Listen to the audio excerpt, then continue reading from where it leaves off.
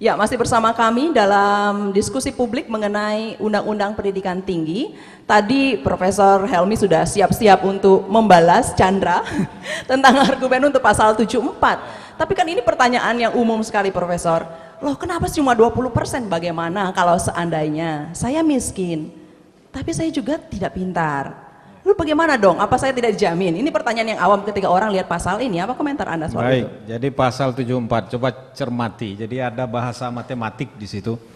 Paling sedikit. Oke, kalau paling sedikit itu bahasanya batas bawah. Kalau Anda mau 100%, you go for 100%. As long as you have the money, kan? Kalau kita punya budget, coba baca pasal 74 itu. Ini saya bacakan kalau Anda nggak punya ya. PTN wajib mencari dan menjaring calon mahasiswa yang memiliki potensi akademik tinggi, tapi kurang mampu secara ekonomi, dan calon mahasiswa dari daerah terdepan, terluar dan tertinggal untuk diterima paling sedikit. Catat kata-kata paling sedikit itu. Nah, ini bahasa matematik. Kecil atau sama? Besar atau sama? Jadi 20% itu adalah garis minimum.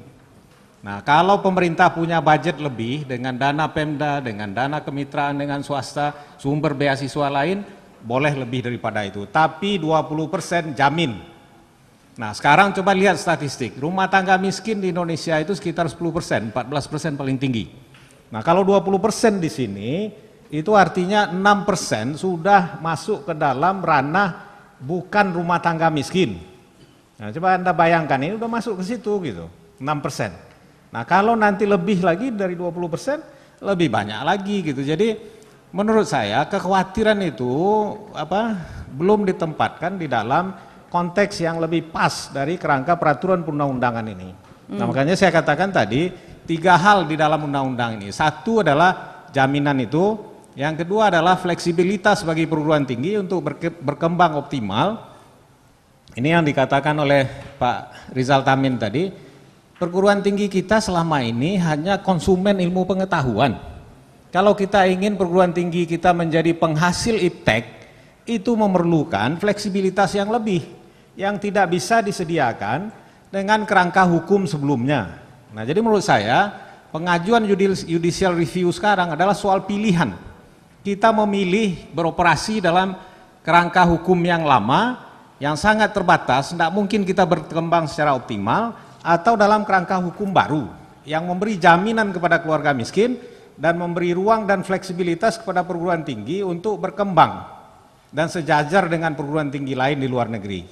Saya pikir itu poinnya, Mbak. Baik. Nah, tapi sebetulnya kalau yang saya lihat juga dari pasal ini adalah perguruan tinggi jadi terbeban, kan ada kewajiban itu justru ya. Nanti ya, tapi nanti kita bahas bagaimana perguruan tinggi nanti memenuhi kewajibannya itu untuk menjamin membantu siswa miskin. Pak Tamim, saya ingin kembali ke Anda, mungkin komentar yang sama terhadap pasal yang sama, tapi semangatnya sebetulnya bagaimana undang-undang ini menjamin mahasiswa tidak mampu supaya tetap bisa kuliah. Sebetulnya apa sih yang semangatnya dalam undang-undang ini? Siswa tidak mampu ekonomi, atau kita singkatnya, sebab ya mohon maaf itu kita menyebutnya siswa miskin begitu, itu menghadapi banyak keterbatasan di dalam mengikuti pendidikan tinggi. Keterbatasan yang utama yang pasti ada adalah keterbatasan finansial. Jadi akses keuangan, keterjangkauan untuk suatu hal keuangan. Tapi kita tidak berhenti di sana dalam berusaha mendiskusikan ini. Ada keterbatasan yang lain, kalaupun uang disediakan, adalah keterbatasan itu mobilitas. Bahwa dia dari daerah terpencil sana untuk pindah ke di mana ada perguruan tinggi, itu ada sesuatu hal yang kalau tidak dipihaki, itu juga mempunyai masalah. Yang ketiga, kalaupun itu ada, uang ada dan dia bisa bergerak, belum tentu mahasiswa miskin itu bisa masuk ke perguruan tinggi, karena kita harus mengerti bahwa perguruan tinggi itu ada merit akademik. Jadi harus memenuhi persyaratan akademik untuk masuk kepada suatu perguruan tinggi, karena memang perguruan tinggi itu mempunyai mutu yang berbeda-beda. Sehingga kalau dipaksakan timpang, maka bukan saja mengganggu kepada pengembangan mutu UNAN, ya misalnya, tetapi juga nanti mengganggu kepada proses belajar mengajar di UNAN kalau kualitasnya itu timpang. Artinya itu harus dipihaki bahwa dia harus ada. Nah, terhadap keuangan itu kita sudah memikirkan, undang-undang memikirkan banyak hal.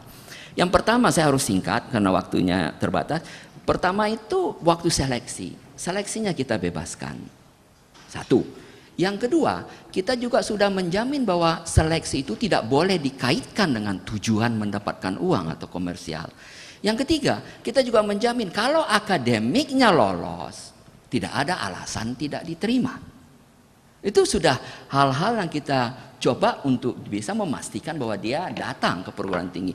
Begitu dia sudah masuk, kita juga menjamin bahwa pemerintah daerah dan perguruan tinggi harus memenuhi hak mahasiswa untuk lulus, untuk dapat menyelesaikan studinya, tentunya dengan peraturan akademik yang ada. Ini juga dikritik, nanti kita bisa jelaskan mengapa. Dan yang ketiga, untuk memenuhi hal itu kita menyediakan fasilitas keuangan, baik beasiswa, bantuan biaya pendidikan, dan juga lagi sesuatu yang belum biasa untuk kita, yaitu apa yang kita sebut dengan pinjaman tanpa bunga. Lebih lanjut lagi, kita di dalam undang-undang itu tidak menginginkan negara lepas tangan dan mengatur, menegaskan tanggung jawab pendanaan pendidikan tinggi itu, terutama ada tahapan-tahapannya siapa yang membiayai pendidikan. Pada top list yang paling atas pemerintah, kedua pemerintah daerah, yang ketiga masyarakat, karena itu prinsip kita partisipasi masyarakat. Yang keempat mahasiswa, dan yang kelima baru mahasiswa ditagih. Tetapi juga diikuti oleh pasal di bawahnya, biaya yang ditanggung mahasiswa harus disesuaikan dengan kemampuan mahasiswa dan orang tua atau pihak yang bertanggung jawab untuk mendanainya. Jadi kita sudah mencoba menjaga itu secara berlapis. Terhadap pertanyaan Bu Vivi, itu kan orang pintar Pak. Bagaimana dengan orang yang miskin? Nah itu dalam konteks kita selalu memperluas akses pendidikan dengan meningkatkan APK. Tetapi tidak hanya membangun perguruan tinggi di Jawa, tetapi berusaha mendekatkan perguruan tinggi itu kepada masyarakat-masyarakat dari mempunyai yang kalangan, mempunyai kemampuan ekonomi terbatas tadi. Di dalam undang-undang ini kita meminta pemerintah menjamin ada hadir universitas, institut atau politeknik paling kurang di setiap provinsi, dan ada suatu akademi komunitas di setiap kabupaten. Itu adalah pemihakan dari akses kita terhadap mereka. Tapi saya ingin menambahkan ini. Saya mohon maaf Bu Vivi, saya minta waktu sebab ini penting. Bahwa saudara-saudara kita dari yang tidak mampu itu juga mempunyai keterbatasan struktural. Adik-adik pasti tahu bahwa yang tidak mampu itu dia masuk SD-nya bukan SD bagus. Kemudian pada saat dia sudah tersisih, kemudian pada saat dia masuk SMP, dia bukan SMP bagus. Dan pada saat dia masuk SMA, bukan SMA bagus. Dia tidak ikut bimbingan tes dan tidak. Tetapi untuk perguruan tinggi yang maju, yang mutunya tinggi, yang harus mensyaratkan akademik supaya tidak mengganggu proses pembelajarannya itu, biasanya saudara-saudara kita ini kalah bersaing dan tidak ada di dalam dalam masuk UNAN. Dalam konteks itulah kita mengatakan untuk yang maju itu, Anda itu harus mencari, sebab tidak akan datang sendiri siswa-siswa yang tidak mampu itu. Anda itu harus mencari ke daerah, membina sekolahnya, memfasilitasi sekolahnya. Kemudian nanti belakangan juga mencari dan menjaring minimum 20% harus dapat. Kenyataan menyatakan di perguruan tinggi bagus itu siswanya itu berasal 80%, 90% dari 1/5 dari orang ekonomi terbaik. Jadi itu adalah tugas pemihakan yang kita lakukan, dan harus perguruan tinggi maju tadi mampu untuk melakukan itu. Nah sekarang kalau gitu yang miskin, tidak ada uang, tidak mampu bagaimana?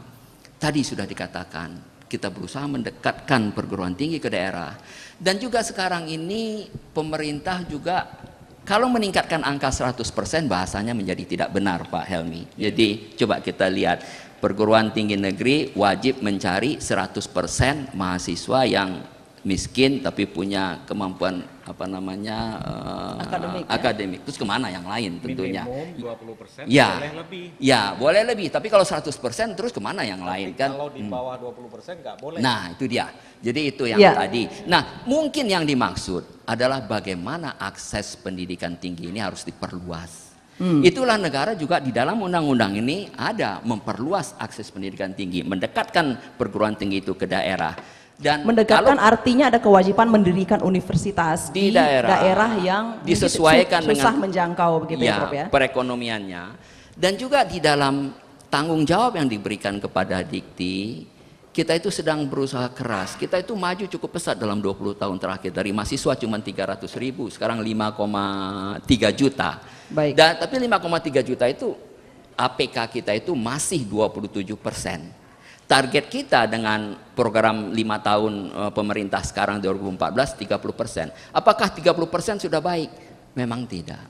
Baik. Di negara maju 80% sampai 60%. Tetapi juga tidak ada negara, ini hanya perlu menjadi catatan kita, yang mensyaratkan bahwa mahasiswa yang berumur 19-23 tahun itu 100% harus ditampung oleh perguruan tinggi. Artinya pemerintah harus mencapai APK 100%. Itu tidak ada negara manapun di dunia. Yang paling maju Korea sekarang, angka mereka menyuruh mewajibkan orang-orang yang berumur untuk ke perguruan tinggi itu masih di 80%. Tidak ada dunia yang 100%. Itu juga sejalan dengan pemahaman kita bahwa yang dianggap public, sebentar Bu, mohon maaf ini karena ini penting, public goods itu, pendidikan tinggi itu tidak public goods, tidak ada kewajiban di dalam undang-undang dasar juga seperti itu. Tapi kita meningkatkannya dari 27% dengan bekerja keras, memperluas dan memihaki kelompok-kelompok tidak mampu di daerah. Itu adalah bagian dari program yang kita letakkan dasar-dasarnya. Saya ingin satu hal yang ingin kita katakan dalam mengkritisi undang-undang ini, Bu, dalam konteks tadi.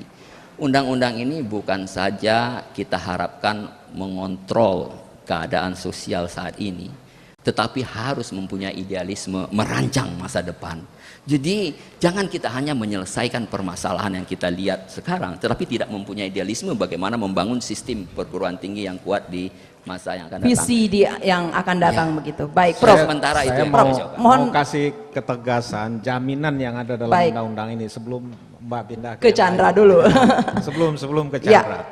Nah, coba amati, ada 4 jaminan di dalam undang-undang ini. Coba amati, satu di pasal 74, minimum 20% itu harus masuk dari keluarga miskin.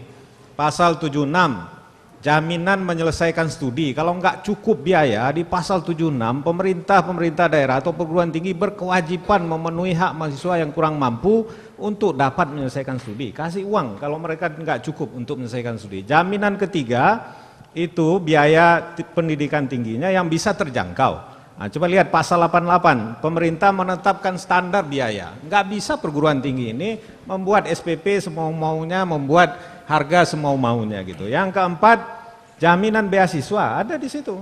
Jadi beasiswa bidik misi, beasiswa dari sumber lain dan seterusnya. Jadi paling tidak ada 4 bentuk jaminan di dalam undang-undang ini terkait dengan keluarga tidak mampu atau calon mahasiswa yang tidak mampu ini. Jadi menurut saya kalau lihat undang-undang, lihat secara utuh, secara keseluruhan. Karena satu pasal, satu bagian itu berkorelasi dengan pasal yang lain dan bagian yang lain mengawal bagian yang lain. Jadi jangan hanya lihat satu-satu pasal aja. Iya, terima kasih Prof. Saya yakin Chandra juga mengerti soal itu karena dari Fakultas Hukum ya Chan ya. Baik, tapi Chandra barangkali apa sebetulnya kekhawatiran Anda tadi terkait dengan ini dari argumen-argumen ini? Karena bebannya tampak kalau saya ya misalnya melihat ini bebannya sangat tinggi justru di perguruan tinggi dan juga pemerintah daerah ya, ada kewajiban yang banyak dibebankan kepada mereka. Silakan Chan. Oh, terima kasih. Jadi saya rasa kata-kata dibebankan kepada negara itu janganlah menggunakan kata-kata beban. Beban itu seperti terpaksa. Ini kewajiban negara, karena saya merasa dan saya rasa guru-guru saya yang ada di sini juga bersepakat bahwa untuk memajukan negara ini yang paling utama adalah majukan dulu pendidikannya, baru kita bisa menjadi bangsa yang beradab dan disegani oleh negara lain. Dan sekarang kenyataannya untuk memajukan pendidikan saja negara melalui pemerintah itu sudah seperti setengah-setengah hati. Memang betul di dalam undang-undang dasar itu kewajiban negara hanya pada sampai pendidikan dasar. Itu Pak. Kenapa disebut setengah hati? Boleh mungkin contoh nyatanya? Silakan. Ya, setengah hati contohnya saja ya ini yang 20% tadi. Kenapa digunakan standar minimum hanya 20%? Memang betul, mungkin tidak akan sampai 100%. Tapi kita tahu watak penyelenggara negara di negara ini adalah ketika sudah ada standar minimum, maka yang akan dilakukan itu adalah mendekati paling minimum. 20,1 kayak IPK ya, 2, alhamdulillah gitu. Iya, khawatirnya begitu ya, mentang-mentang minimum nanti ya udah yang penting standarnya nyampe gitu. Ya, kita tahu Mbak, Ya. saya ambil contoh sekali lagi. Kita tahu dalam undang-undang pemberantasan korupsi itu juga menggunakan standar minimum seperti itu. Akhirnya hukuman itu ya minimum. Mana yang paling minimum? Minimum 4 tahun. Ya sudah, kalau aturannya dituntut 12 tahun, minimumnya ya 4 tahun 1 bulan. Ya, Kita kalau takut IPK tuh seperti biasanya itu. 2, alhamdulillah gitu ya. Iya, iya. Baik. Ya mungkin tidak usah sampai 100%. Dan sekarang saya kutip satu perkataan ahli pemerintah yang ikut mungkin serta membela negara, membela pemerintah dalam undang-undang pendidikan tinggi. Beliau mengatakan bahwa untuk mendapatkan pendidikan yang bagus itu ya harus sama dengan barang dan jasa dong. Kalau mau barang dan jasa yang bagus, keluarkan duit yang banyak. Sekarang kita melihat negara kita ini sama dengan Amerika yang menjadi perbandingan bahwa lihat saya Harvard dulu. Amerika itu sudah beratus-ratus tahun merdekanya dan Harvard itu sudah beratus-ratus tahun berdirinya. Sekarang negara kita ini lebih banyak orang miskinnya atau orang kayanya. Jangankan untuk bercita-cita kuliah atau sekolah, kamu makan saya besok, mohon maaf Mbak, mau makan saja besok. Ngerti? Ya. Lanjut. Sudah. Kalau boleh saya interupsi Ya, sedikit. Prof, oke. Kita mesti bicara dengan data. Jadi data statistik mengatakan jumlah rumah tangga miskin di Indonesia itu 14% cuma. Baik, Prof, tapi nanti kita jawab. Chandra selesaikan dulu, Chan, silakan. Mohon maaf, saya mengutip satu perkataan teman saya, Muhnizar Siagian, yang paling menipu di negeri ini adalah data statistik dan sinetron.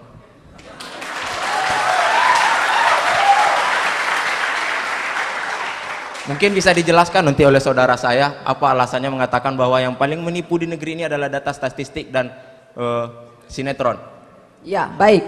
Tetapi yang saya lihat kita harus melihat kenyataannya, Mbak. Kita harus melihat kenyataannya. Baik. Ini dan kenyataan mungkin nanti ya. di sini mungkin bisa bicara. Saya, Mbak, saya masuk di Universitas Andalas ini masuk di program reguler mandiri.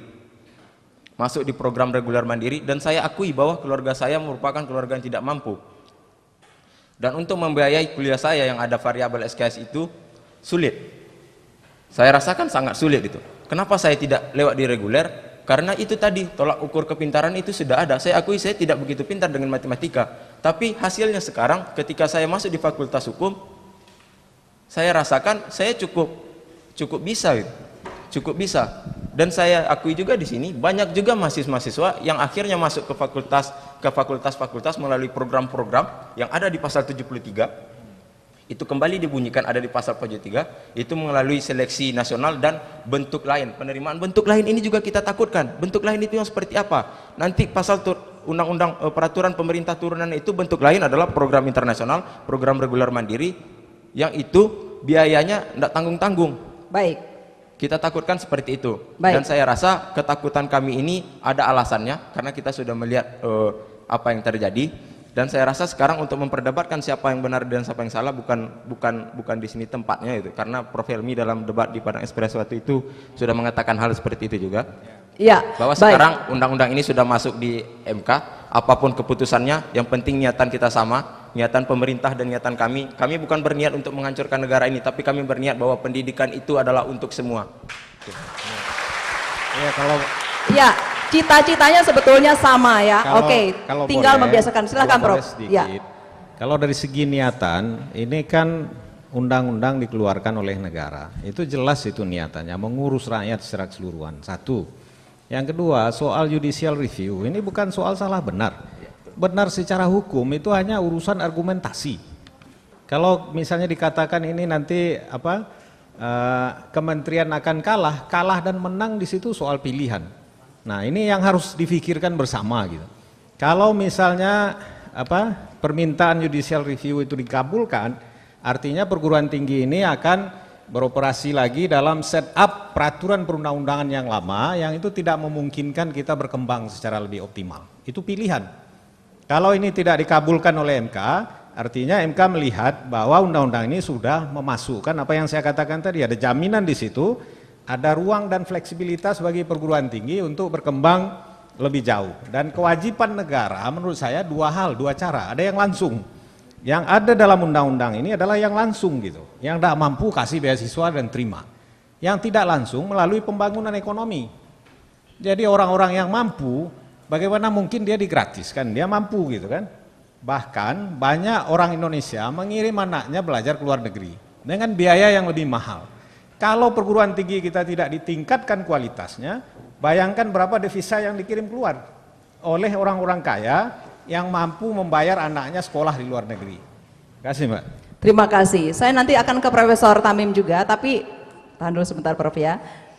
Saya tahu perdebatan kita makin panas, makin seru, dan ini yang menyenangkan dari sebuah dialog ya, karena kita bisa saling bertukar argumen untuk itu. Tadi kita sudah sampai soal, tadi Chandra banyak menyorot soal bagaimana sebetulnya komitmen pemerintah, misalnya dari dana, kalau memang mau pendidikan bagus, misalnya bagaimana dengan dananya. Saya tahu Profesor Tamim ada cerita soal pendanaan untuk perguruan tinggi, tapi setelah pesan yang berikut ini.